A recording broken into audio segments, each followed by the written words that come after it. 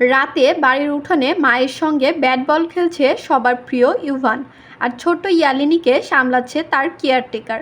ছেলে মেয়ের জন্য দারুণ এক পরিবেশ তৈরি করে ফেলেছে শুভশ্রী। নিজের হাতে সন্তানদের সঙ্গে খেলায় মেতে উঠেছে তিনি। মা ও ছেলেকে একসাথে এত মজা করে খেলতে দেখে নেটিজেনরা করছে নানা মন্তব্য।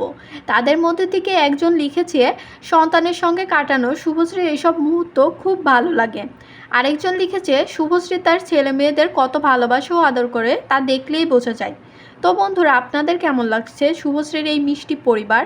কমেন্টে জানাতে ভুলবেন না। আর ভিডিওটি ভালো লাগলে লাইক, কমেন্ট ও শেয়ার করে পাশে থাকবেন।